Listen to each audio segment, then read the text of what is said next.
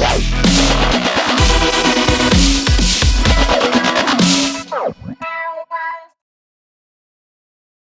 guys. I want to jump on here really quickly and share this story with you about Todd Chrisley, just because it's just unbelievable at best. Okay, so we all know that Todd Chrisley will be going to jail very soon for 12 years for fraud and tax evasion.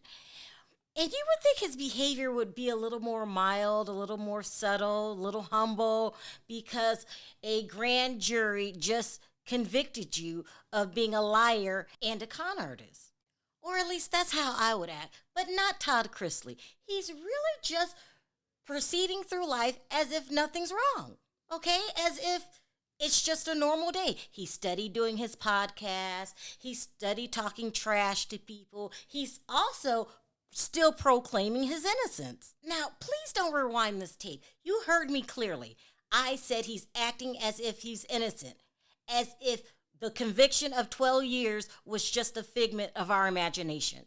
Now, this craziness is all going down on his podcast. Now, yesterday on the podcast, he decides to let us all know that he's not gay, as if his ex-business partner, Mark Braddock, didn't testify under oath that they had a sexual relationship, as if a jury of 12 of his peers didn't believe Mark. And let's not forget that his daughter Lindsay told a blogger that he was gay months before they even entered a courtroom. Now, I know a lot of you that followed the trial is probably thinking something is seriously wrong with Todd Chrisley.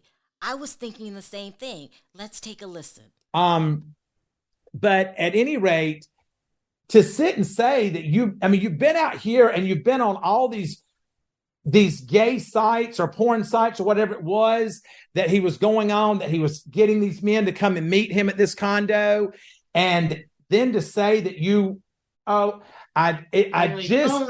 only Todd, and Todd didn't want it to continue.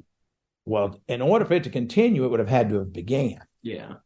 That, going back to it, that is the one thing that is the most insulting, is to say that I couldn't pull something better than that. Yeah. Some little sawed off, short, dumpy, knock-kneed, pigeon-toed, thieving,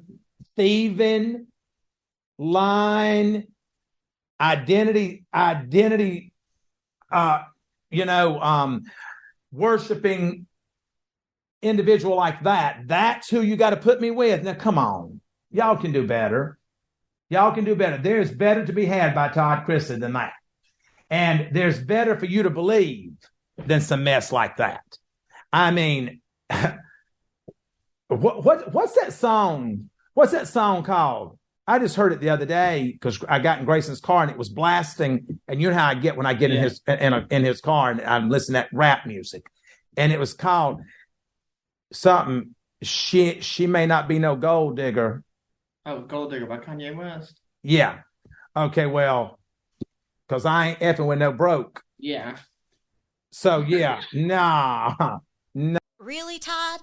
You're really still trying to convince us that you didn't have an affair with your ex-business partner as if we were care? Listen, you better start taking this seriously, okay? You're running around gallivanting all over town as if you're not going to jail. Prison, to be exact. I mean, really, if I were you, I would be using this time to clear up any loose ends, take care of anything that I needed to take care of before I head to the slammer for about a decade. But not Todd Chrisley. He is wasting his time trying to convince us that he didn't have an affair with his ex-business partner. Who cares about that? I mean, he better hurry up and learn that the court of public opinion does not matter. I mean, really, this is how you want to spend your final days? Trying to convince us that you're not gay? Who cares? Not only that, he's gearing up for a big custody battle between his granddaughter's mother, Angela Johnson. Now, when I first heard about this custody battle, I thought that there's not a chance in hell that Angela would get her child back. Adoption means that they are legally the parents now. But as more information comes out, it's looking like Angela's not so crazy after all.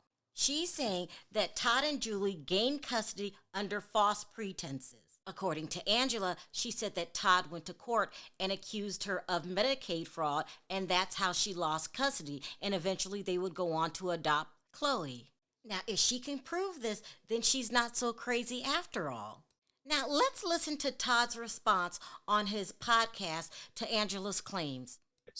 I would say that, you're going to now step forward and say, I'm coming for my daughter needs to come home, et cetera, et cetera. No, what you need to do, because I know that you listen to this, Angela, what you need to do is understand that I have retained every text message, and so has Julie, with any communication that we've ever had with you. We have not released those, but if we need to, we will.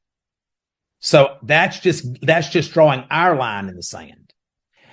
You have had no relationship with Chloe. She does not have any relationship with you. You've never reached out to talk to her. You've never sent her a Christmas gift or a birthday gift. You've never done anything for her. So focus on those 2 children that you have with 2 other men, and don't worry about the one that you gave away. Julie and I have her, and we've had her since she was 6 months old. So for Angela to say that, she hasn't, that we got her, Chloe, when she was 5 years old is just a lie. She went to Mount Pisgah Christian School. When she was an infant, we had her in the little pre-K program there, that we paid $1,500 a month for. So that's well before she was 5 years old. The doctor's appointments that show when we got her, with almost, 2nd-degree burns on her bottom, where Angela had allowed her to lay in a diaper that was dirty and soiled. Now, is it me, or did he not mention the Medicaid fraud in which he used to gain custody? How come he's not saying, I didn't lie about your Medicaid fraud. You know you were convicted of that. Why didn't he say that? Instead, it seemed like he was threatening her. Like, if you decide to do this, I have some text messages that you might not want out there. And also, she had 2nd-degree burns on her bottom, which was never mentioned to the courts before. Now, I don't know about you guys, but I feel like it's a smarter move to work out some kind of deal with Angela so she could see her daughter versus fighting for custody from prison while you're locked up for a decade plus. I mean, you let her see her father, Kyle, who you call a drug addict and doesn't know how to be a dad. You let him see his daughter. Why can't you do the same for Angela? And I also agree with Angela. One day, Chloe's going to realize that she's of mixed heritage, and she's going to want to know more about her African-American side. And even more important, she's going to want to know who her real mother is. At least that's how I feel about this situation. So let's talk about it in the comment section. Why is it so important that the public knows that Todd's not gay? I mean, really, why is this so important to him? And what do you guys think should happen with the Chloe situation? Should they battle it out in court? Or should they come to some kind of agreement behind closed doors?